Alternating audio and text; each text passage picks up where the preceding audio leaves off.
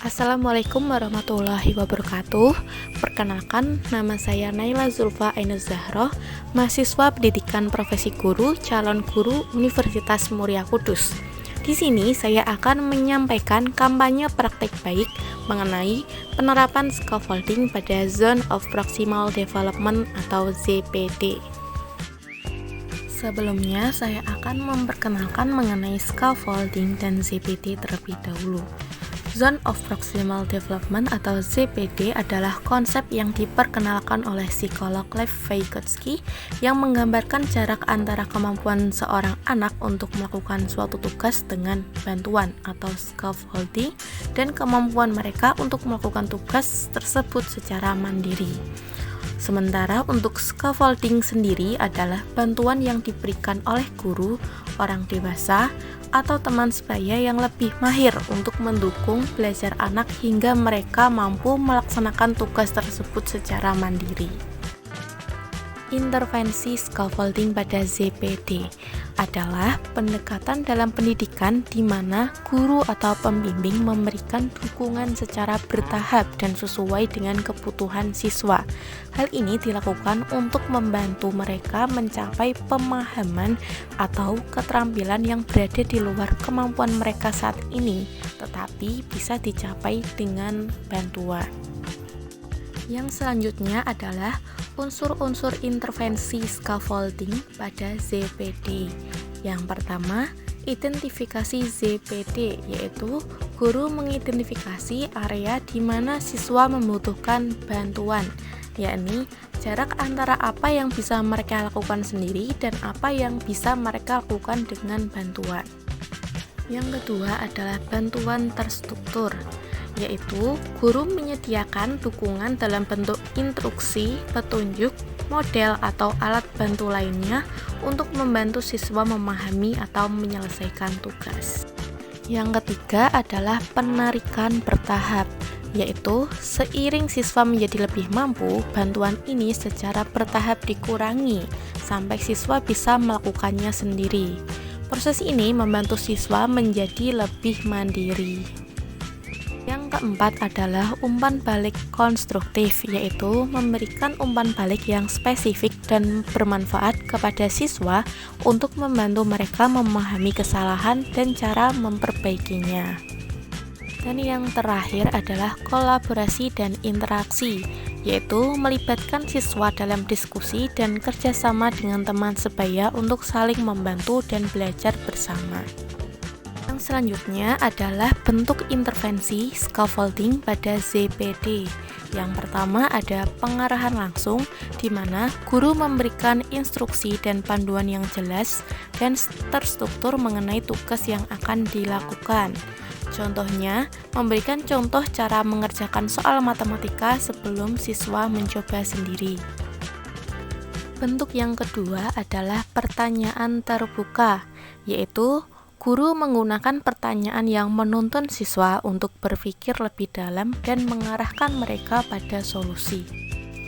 Umpan balik dan penilaian, yaitu memberikan umpan balik yang konstruktif dan spesifik mengenai pekerjaan siswa, serta menunjukkan area yang perlu diperbaiki dan bagaimana cara memperbaikinya.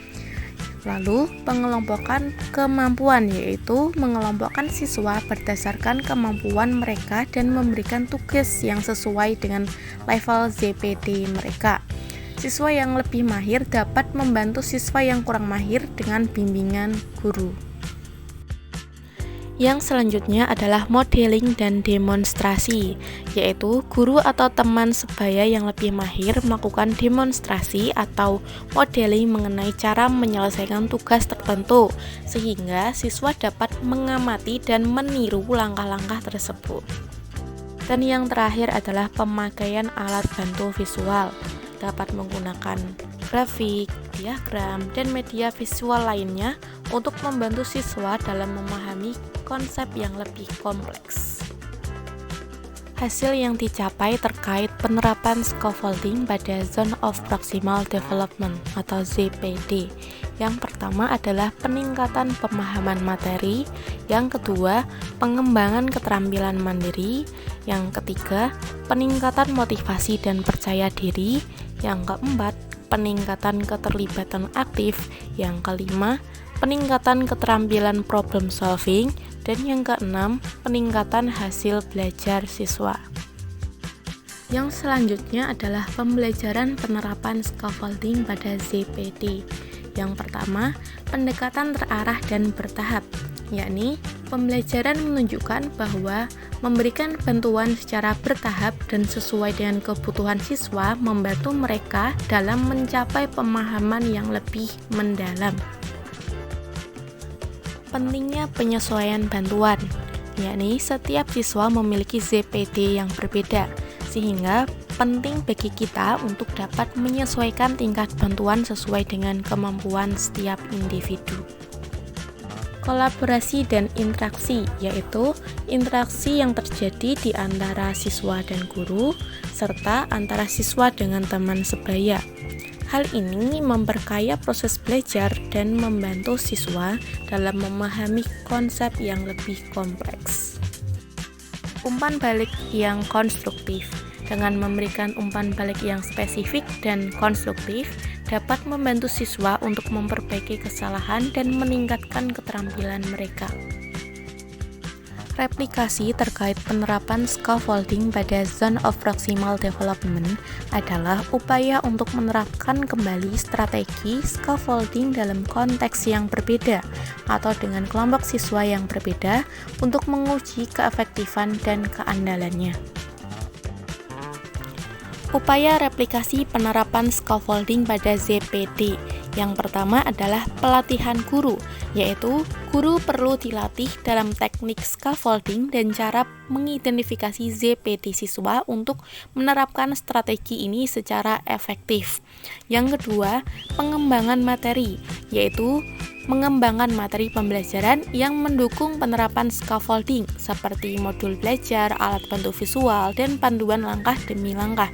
Yang ketiga, evaluasi berkelanjutan, yaitu melakukan evaluasi berkelanjutan terhadap efektivitas strategi scaffolding untuk memastikan bahwa siswa mendapatkan manfaat yang maksimal.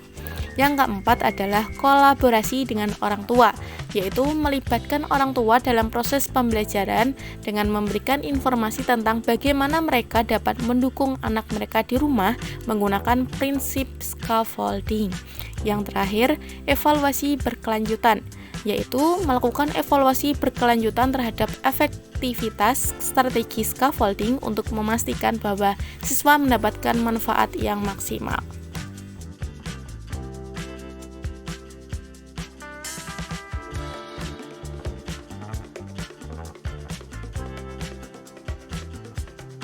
Sekian penyampaian kampanye praktik baik dari saya.